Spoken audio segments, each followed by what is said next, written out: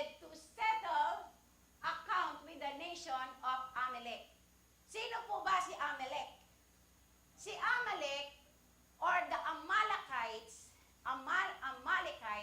ito po yung isang mga grupo ng mga tao na during the time that the Israelites going out of Egypt, sila yung mga tao na kumakalaban sa kanila.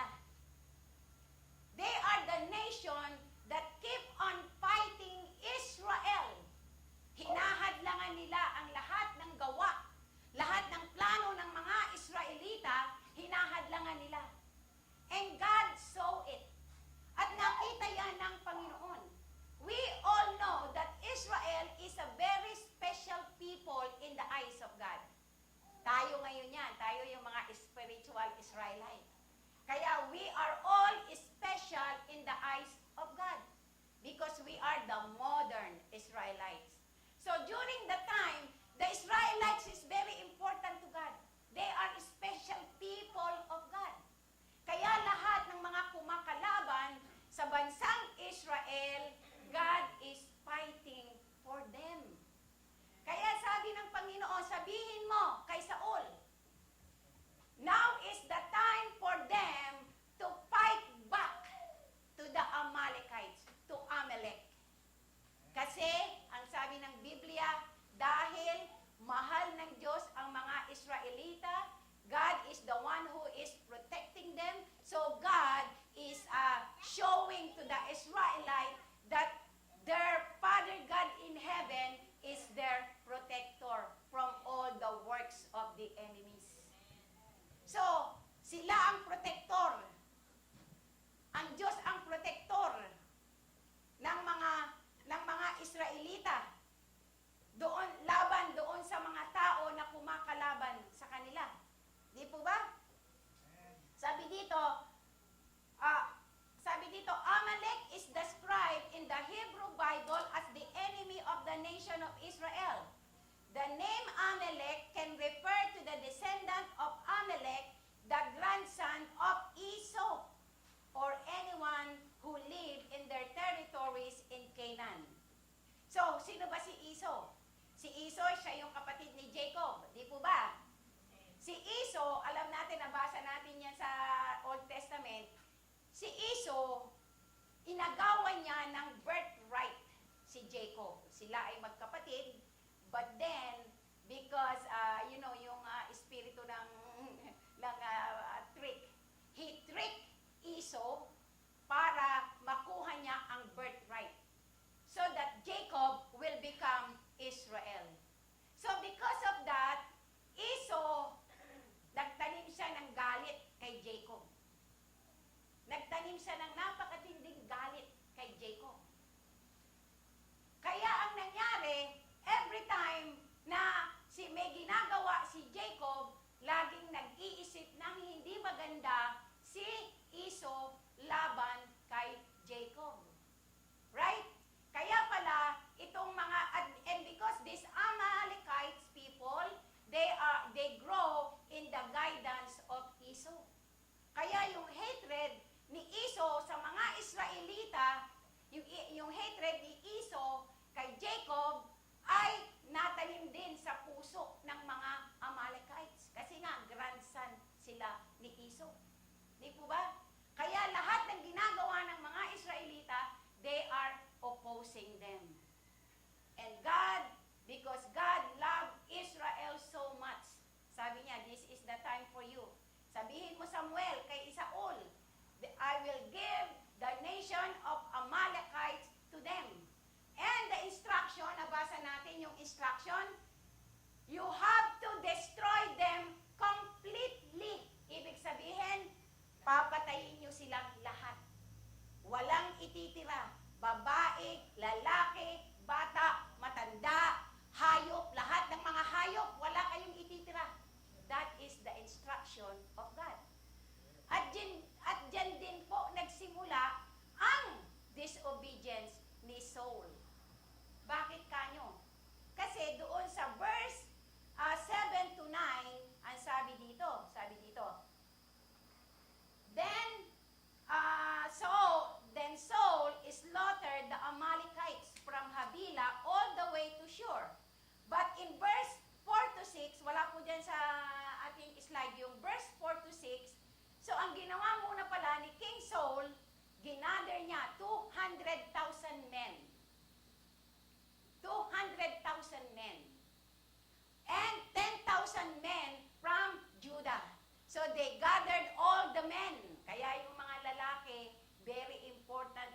sa Panginoon. You are very special in the eyes of God. Kaya tapikin nyo yung mga asawa nyo. Sabihin nyo sa kanila, you are very important to God. Kaya makinig ka sa sinasabi ng Panginoon. Right? You are very important people in the eyes of God. Ang sabi dito, 200 men. Kasi kayo, malalakas kayo. Di ba si Adan, kinuha sa tadyang niya si Eva? Bakit dito kinuha si Eva sa kanyang tadyang? Because the women is the weaker side of the men. Kaya ang mga lalaki, sila ay meant to be strong. Sila ay nilikha ng Panginoon to be strong. Kasi they are the one who will lead the people of Israel. Even in our household. Sa atin pong household ngayon, lagi nating tatandaan, the man is the head of the family. The women or the wife is the support lamang tayo ng ating mga malalakas at matitipunong mga asawa. Amen po ba? Amen. Kaya importante kayo sa Diyos. Mahal kayo ng Lord. God wants you to be always in the front line. But the problem sometimes, minsan, may mga lalaki na yung perspective nila sa buhay ay parang minsan, may mga lalaki kasi, when it comes to spirituality, di ba minsan, when it comes to spirituality, minsan, may mga babae na mas matured ang kanilang spiritual life sa kanilang mga asawang lalaki. But it doesn't mean na ang mga babae na ang magkocontrol sa kanilang mga asawa. Maybe in that area, you are more spiritual.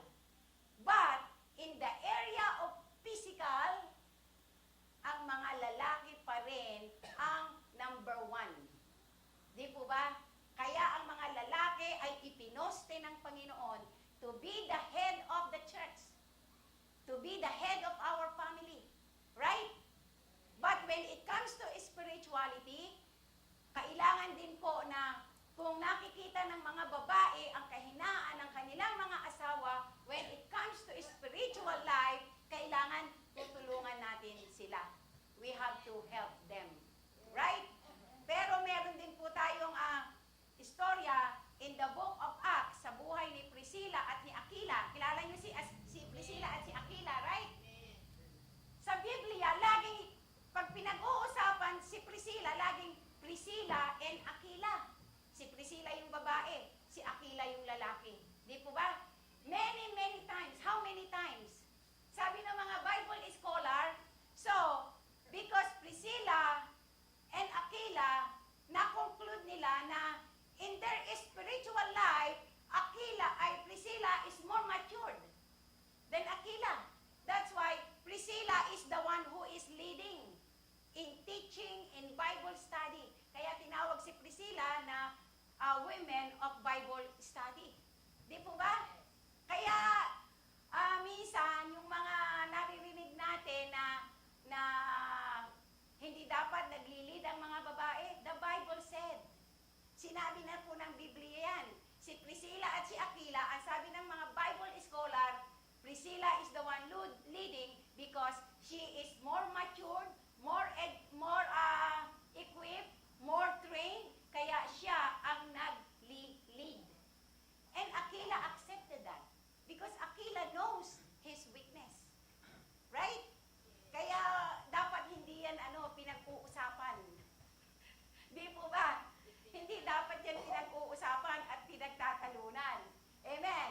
O, babae yan. Hindi yan pwedeng mag-lead kasi babae. No? The Bible said, right? In the life of Priscilla and Aquila. So, dito, let's go back to our message. So, dito, makita natin na nag-gather ang Panginoon. So, what happened in verse 15, 7 to 9, then Saul slaughtered the Amalekites from Havilah all the way to Shur. So, maybe from south to west, from west to north, ganyan ba? Tama ba yun? South and west. North to south.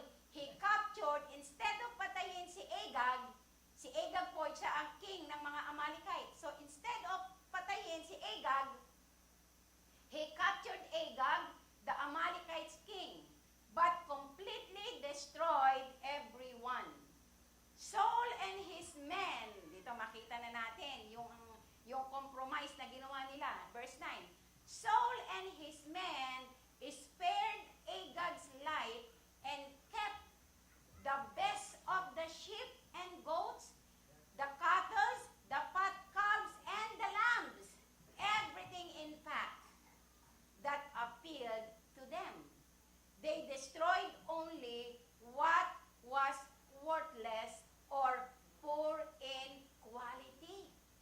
Di ba? So makita natin, ang utos ng Diyos.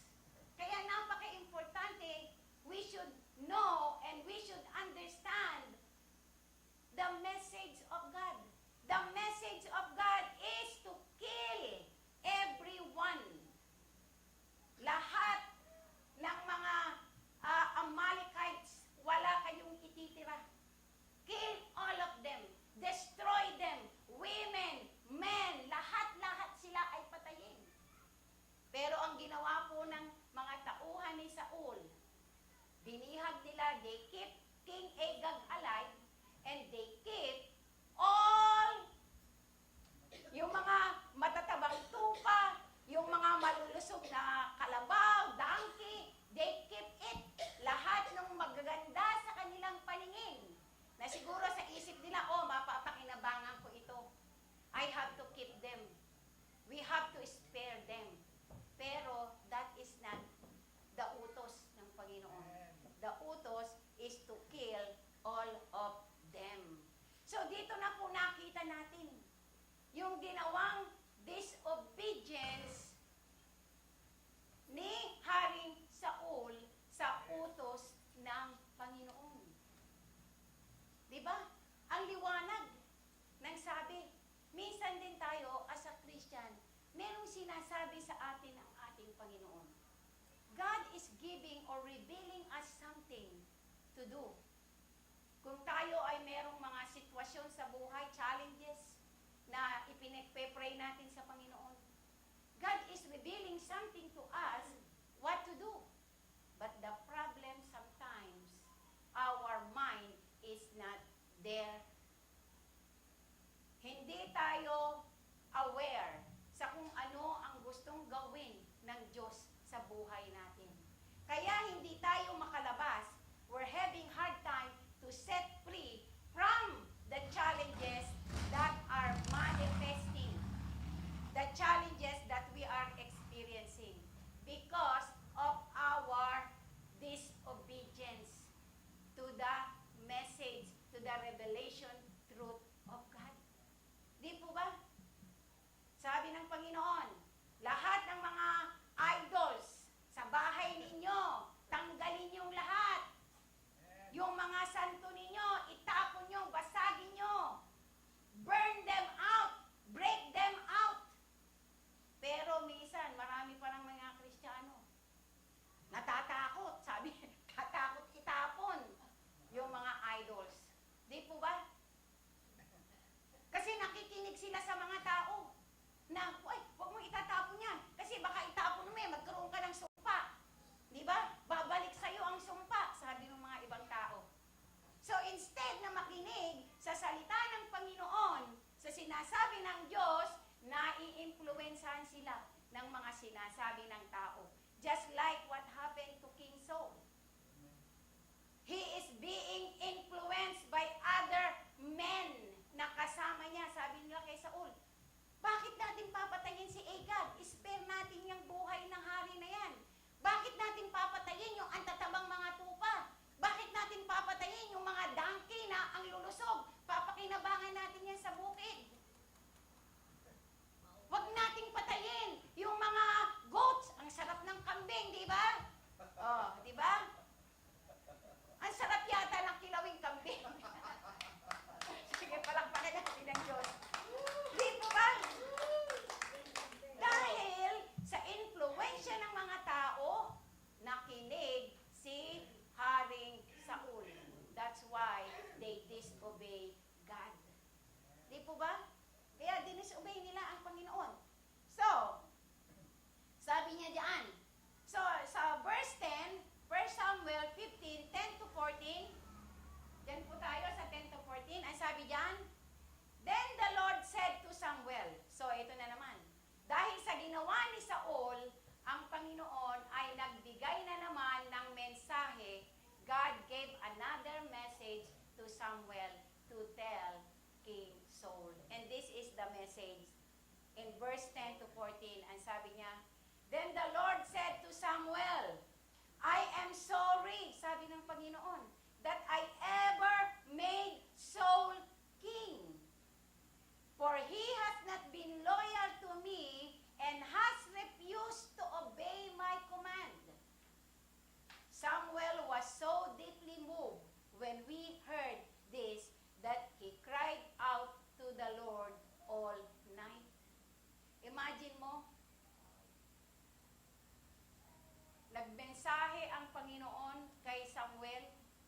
na he was so sorry, nag-regret ang Panginoon. He regret why he anoint King Saul to be the king. Tayo, ayaw nating mag-regret ang Panginoon na tayo ay tinawag niya sa kanyang pangalan para maging sa kanya, to become his children, right?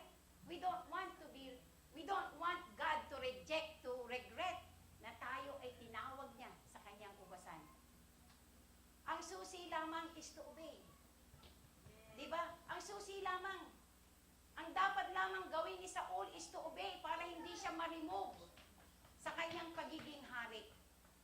But because of his disobedience, napalayo si King Saul sa Panginoon. And just like us, kapag hindi tayo sumusunod sa kung anong gustong mangyari ni Lord sa buhay natin, there will be time na tayo ay aalisin ng Panginoon sa posisyon. Di po ba? That's why ang obedience po is very important to God. And God is watching us. Only God knows what we are doing. Hindi, yung mga pastor natin, mga leaders natin, they don't know who we are. Only God knows. Right? Kaya nga tayo, we are all accountable to God. We are not accountable to our brother, to our sisters. We are not accountable to them. Our accountability is in God. Because God knows us. And God sees us. Right? Kaya importante po na tayo ay sumusunod sa kung anong gustong mangyari ng Panginoon. So, sabi dito ng Panginoon. So, because of that message, si Saul hindi siya nakatulog all night na umiiyak si Samuel. And then the next day, ay sabi dito, and then the next day, early the next morning, Samuel went to find Saul. So, hindi mapakali si Prophet Samuel. Kaya ang ginawa niya, hinanap niya si Saul. And someone told him that Saul went to the town of Carmel. Anong ginawa? To set up a monument to himself. Right? Ang kasalanan, nanganganak. Di po ba? Anong nakita natin dyan? Yung kasalanan, nagnganganak, nagdadamay ng bagong kasalanan. Ang kasalanan niya is to in-spare niya si Agag at yung mga gusto niyang i-spare doon sa labanan. Pero hindi lang yun ang ginawa niya. Ang ginawa niya, nagpunta siya sa town of Carmel at nagpagawa siya ng kanyang monumento. Right? Alam natin, ang Biblia, galit na galit ang Diyos sa mga tao na gumagawa ng mga ribulto. Di po ba? Ang ginawa ni Saul, he went to town of Carmel and make and set up a monument of himself. Right? Nagpagawa siya ng ribulto doon. Siguro para makita siya ng lahat ng tao that he is the king. Hindi niya alam na ang Diyos alam ang lahat ng nangyayari sa kanya. Di po ba? Then he went to Gilgal. So, verse 13, so, sa paghanap ni Samuel kay Saul, ito ang nangyari. So, when Saul finally found him, tingnan nyo ang ginawa ni Saul. Saul greeted Samuel cheerfully. Di ba? Parang walang ginawang kasalanan. At ang sabi ni Saul kay Samuel, "May the Lord bless you," he said. "I have carried out the Lord's command." Tingnan nyo ang ginawa niya. Para siyang walang ginawang kasalanan. Nung makita niya si Prophet Samuel, ang saya-saya niya. Maganda siguro sabi niya, "Hi Prophet Samuel, how are you doing? May the Lord bless you." Sabi niya. "And I carried out the command of the Lord." Ipinamalaki pa niya na sinunod niya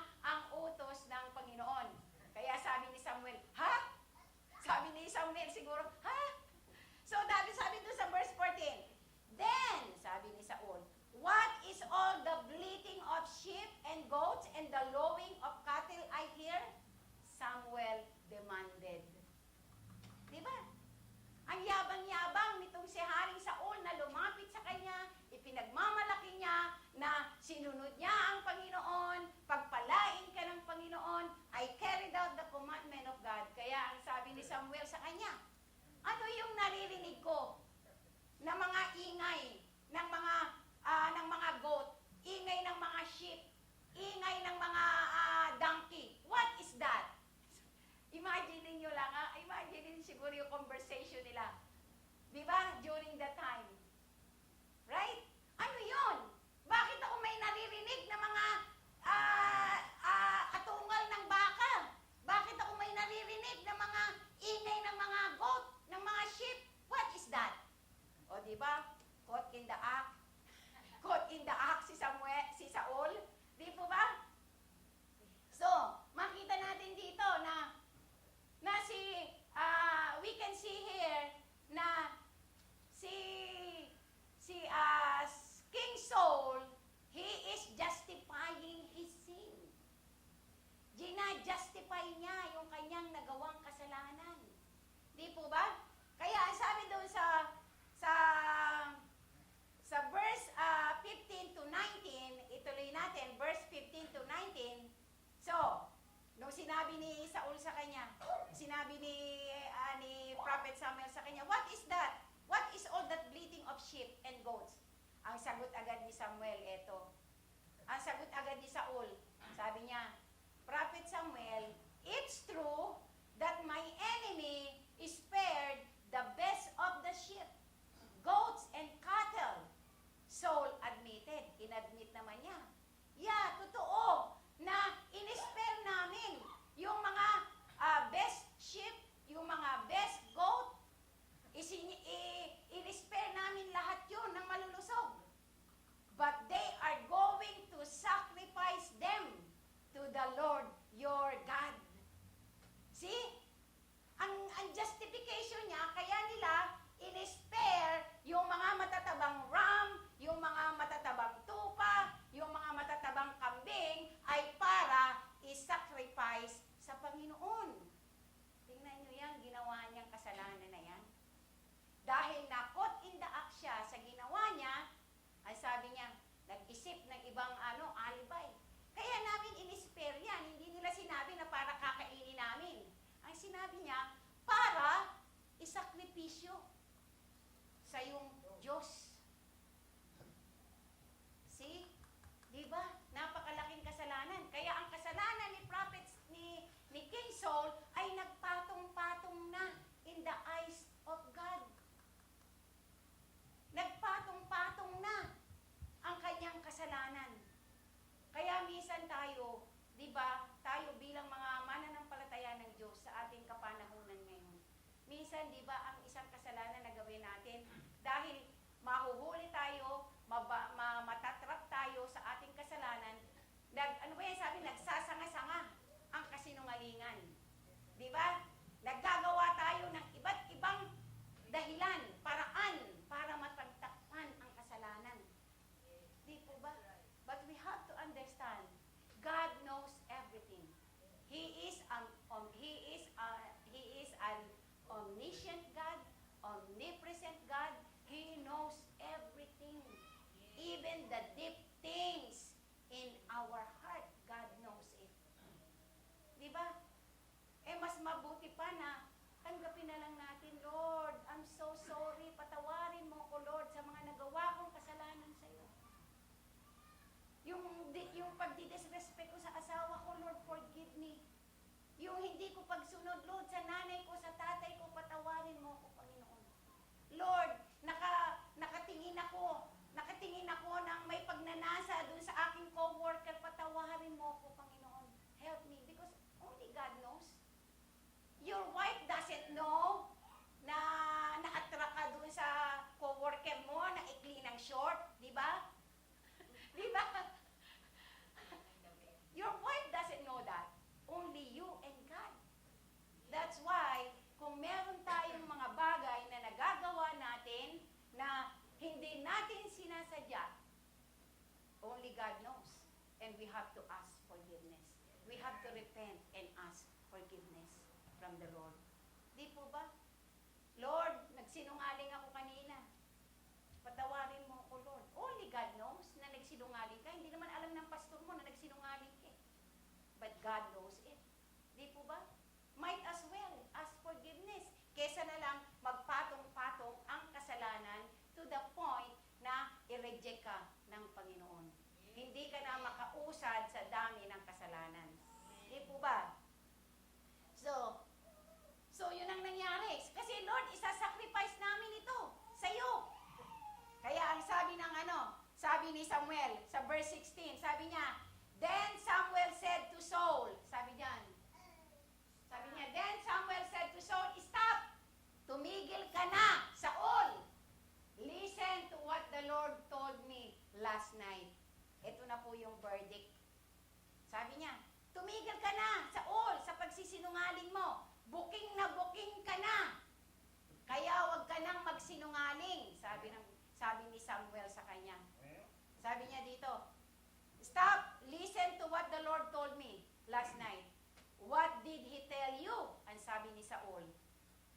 Verse 17, and Samuel told him, although you may think little of yourself, are you not the leader of the tribe of Israel? So sabi ng Panginoon, sabihin mo sa kanya, hindi ba ikaw noon, nung hindi ka pa hari, ang tingin mo sa sarili mo, ang liit-liit lang, bakit ka inanoint ng Panginoon to be the king of Israel? Di ba? Ibig sabihin, you are a simple man na pinili ka ng Panginoon. Pinatungan ka ng kamay ni Samuel to be anointed to be the king. Hindi mo ba naisip yun? Sabi ng Panginoon, sabihin mo yan kay Saul. Sabi niya, di po ba? The Lord has anointed you king of Israel, and the Lord sent you on a mission and told you, go and completely destroy the sinners. Ang tawag nila sa mga Amalekites, mga makasalanan. The sinners, the Amalekites, until they are all dead. And verse 19, why haven't you obeyed the Lord? Why did you rush for the plunder and do what was evil in the Lord's sight? Bakit mo ginawa yun? Bakit nyo pinalander? Bakit nyo ninakawan or kinuha nyo yung mga hindi dapat ninyong kuhanin? Sabi ng Panginoon. Kaya dito makita natin na si Saul, he keep on justifying what he did by admitting na ginawa nga nila yan, pero yan ay para i-sacrifice sa Panginoon. And then, ang sabi dito sa verse 20 to 23, dito sa ating text, sabi dito, but I did obey the Lord again, sabi ni Saul. Saul insisted, I carried out the mission he gave me. I brought back King Agag, but I destroy everyone else. And verse 21, then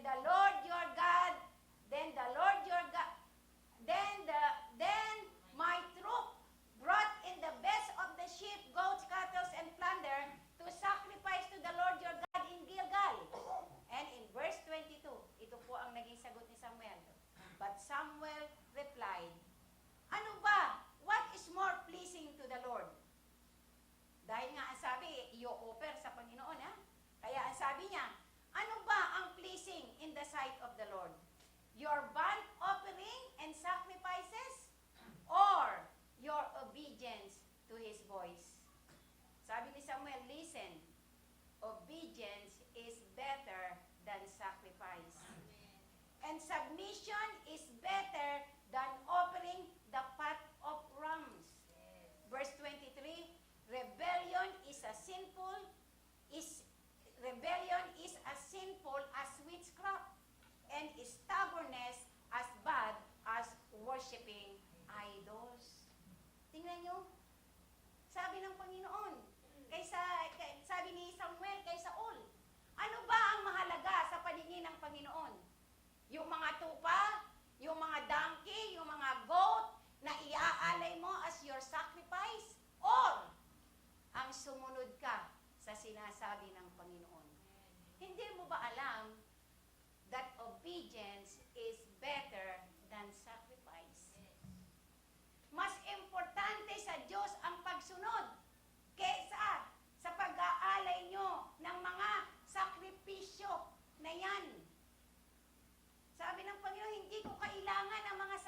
sakripisyong goat.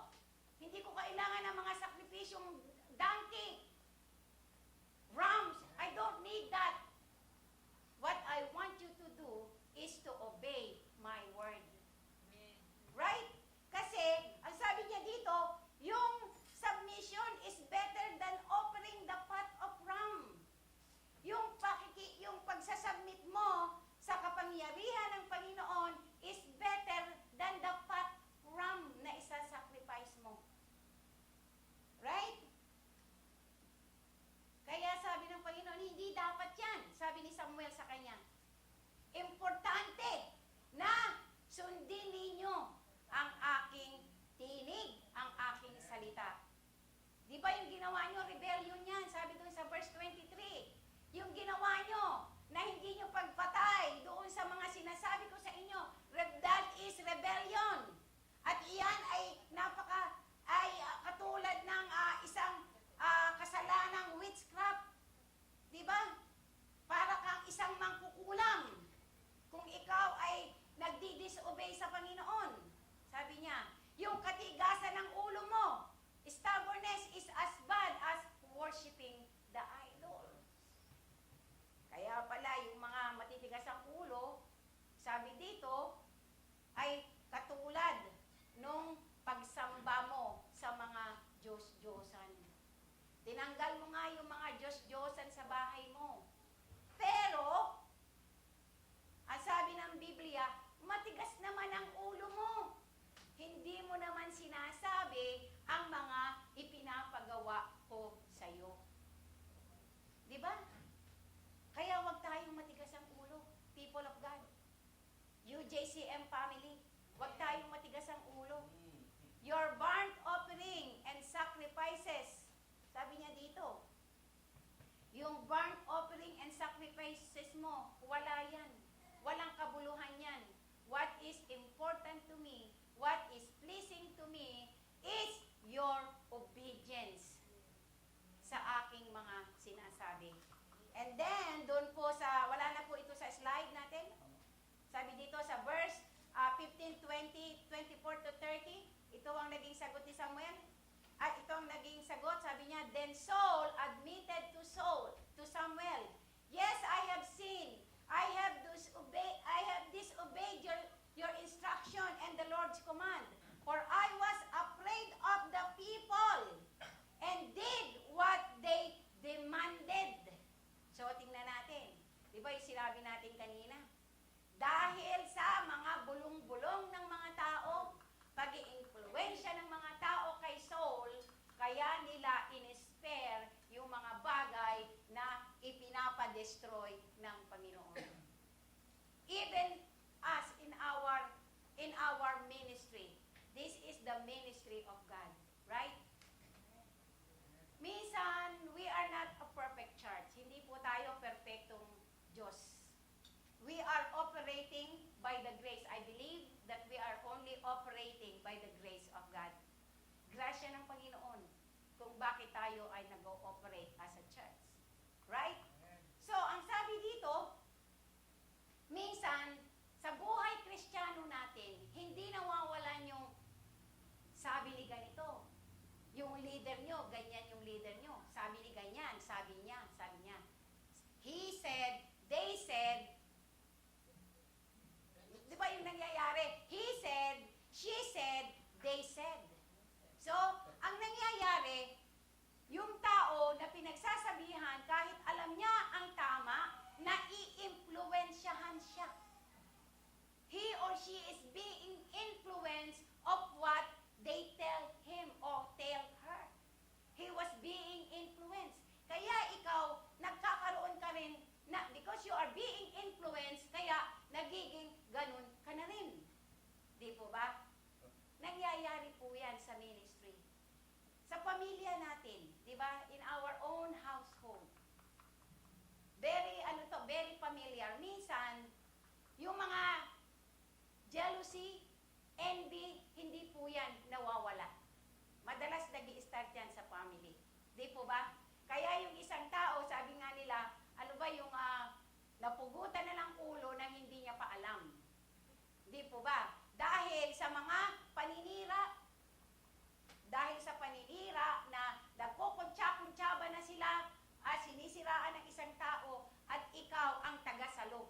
Di po ba? Kumbaga, ikaw ang shock absorber ng lahat.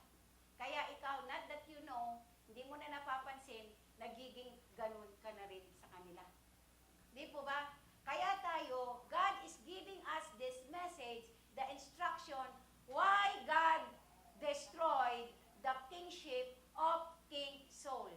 Dahil ang sabi dito, dahil sa pakikinig ni Haring Saul sa mga tao na ang sabi sa kanya, wag mong patayin yung magaganda, wag nating patayin, kuhanin natin, sayang. Sayang yung mga matatabang tupa, sayang yung mga matatabang ram, sayang sila, sayang yung matatabang kambing. Wag nating patayin, iuwi natin. Let us take it home. Ang sarap yata niyan. Ang sarap na kaldareta niyan. Pero, ang nangyari, when King Saul is being confronted by Samuel, ang sinabi niya, they do it because they want to sacrifice it to the Lord. Diba? Tingnan natin. Sabi niya, but, sabi niya dito, yes, I have sinned, I have disobeyed your instruction and the Lord's command, for I was afraid of the people and did what they demanded. But now, please forgive my sin and come back with me so that I may worship the Lord. But Samuel replied, I will not go back with you, since you have rejected the Lord's command. Sabi niya, he rejected you as king of Israel. Verse 27, as Samuel turned to go, Saul tried to hold him back and tore the hem of his robe. Verse 28, and Samuel said to him, the Lord has torn the kingdom of Israel from you today and has given it to someone else, the one who is better than you. See, nakita natin? Tinanggal ang kingship sa buhay ni Samuel. At ito ay ibinigay doon sa isang tao na who is better than him. And verse 29, and he who is the glory of Israel will not lie, nor will he change his mind. Ang Diyos, sabi niya, hindi mo siya pwedeng impluwensyahan because God, ang Diyos ay hindi nagsisinungaling. He will not change his mind, sabi dito. For he is not human that he should change his mind. And in verse 30, then Saul pleaded again, I know I have sinned, but please, at least, honor me before the elders of my people and before Israel by coming back with me, so that I may worship the Lord your God. Then Samuel went back following Saul, and Saul bowed down to the Lord. Too late. Diba? Huli na ang pagsisisi. Kaya nga ang pagsisisi, wala sa una. Di po ba? Ang pagsisisi, laging nasa huli. So, nang ma-realize ni King Saul, ang nangyari sa kanya, na hindi siya nakinig sa Panginoon, huli na nang ma-realize niya na hindi niya sinunod ang ipinagagawa ng Panginoon sa kanyang buhay. Kaya ang nangyari, yung kanyang pagiging hari ay nawala sa kanya, ibinigay sa iba. Ibinigay sa iba ang kingship of Israel. Di po ba? At ipinapakita sa atin ng Diyos dito na God is in control of everything. God is in control of our life. God is in control of all the kings, all the presidents, all the leaders of the world. God is in control. Ang Diyos ang may control ng lahat ng bagay. And God knows it. Right? Kaya kung meron tayong nagagawang kasalanan sa buhay natin ngayon as believer of God, hindi pa huli ang lahat para sa atin. Kay Saul, huli. Nahuli na siya. Nung magsisi siya, wala na siyang magawa. Di po ba? Wala na. Sinabi na ng Panginoon, I rejected you already as a king. Sinira mo na ang kingship. Kaya ibinigay ko na sa iba. And then dun sa bandang huli ng chapter 15, makikita natin na si King Agag, ipinatawag ni Samuel si King Agag, at si Samuel mismo ang kinatay-katay niya si Agag, yung hari ng mga Amalekites, para ipakita kay Samuel, kay Saul, na ang kailangan na ang dapat mangyari ay kung ano ang sinabi ng Panginoon. Di po ba? Kaya importante po sa atin na tayo ay sumusunod kung ano ang ipinapagawa ni Lord sa buhay ng bawat isa sa atin. Kaya napaka-importante as a believer of Jesus Christ, do not focus sa mga nakikita nating negatibo na dumarating sa ating buhay at sa ating kapaligiran. Just focus on God. Because if you focus your eyes, sabi ng Hebrews chapter 12 verse 2, focus your eyes unto Jesus, the author and the finisher of our faith. He is the God of yesterday, today, and forevermore. Right? He is the God of today, yesterday, and forevermore. He is the God who said, I am the Alpha and the Omega, the beginning and the end. He was, who is, and who is to come. Praise God. Let us focus our eyes unto Jesus. Kasi, yung kapag tayo nakapokus sa ating Panginoon, sa ating Panginoon ang ating full focus, no one can distract us in our service to the ministry. Amen. Yeah. Kasi kung nadidistract tayo lagi sa ating serbisyo natin sa Panginoon, hindi tayo makakapag-move forward. We cannot go forward. Kasi laging may distraction sa kaliwat kanan natin. Kasi we entertain everything. Right? Sa halip na gawin mo yung sinabi sa iyo ng Panginoon, if you see negativity na dumarating sa iyong buhay, rebuke them. I-rebuke mo sila. Tell them to get out of your way. And they will do it. Because greater is He who is in you and me than He who is in the world. Praise God. Sige po, tayong lahat ay tumayo. Palakpakan natin ang ating Diyos na buhay. At ipakita natin sa Diyos that we are called to obey the Lord. Amen. Did you learn something? Amen. Hallelujah. Di po ba ang sarap mag-aral ng salita ng Panginoon? Ang sarap pagbulay-bulayan ang mga istorya na ginawa ng Panginoon na naisulat po sa ating Biblia. That's why if we are reading the Bible, kompleto ito. It is complete. Right? May love story, merong labanan, may action, may drama, kompleto, may romance. Ano pa nga hanapin natin? Di po ba? All we need to do is to enjoy. Di po ba? Enjoy the Word of God. Right? That's why, ano pang gagawin natin? Sabi ng Bible, I am your healer. I am your Jehovah Rapha, the God that healeth thee. Right? Di ba sinabi niya yan? Ang liwaliwanag. I am your provider, Philippians 4:19. And I will supply all your needs according to thy riches and glory in Christ Jesus. I am your peace. I am your Jehovah Shalom. Your peace. Everything is here. All we need to do is read it and put it into action. Amen. And I believe in my heart that you are the most blessed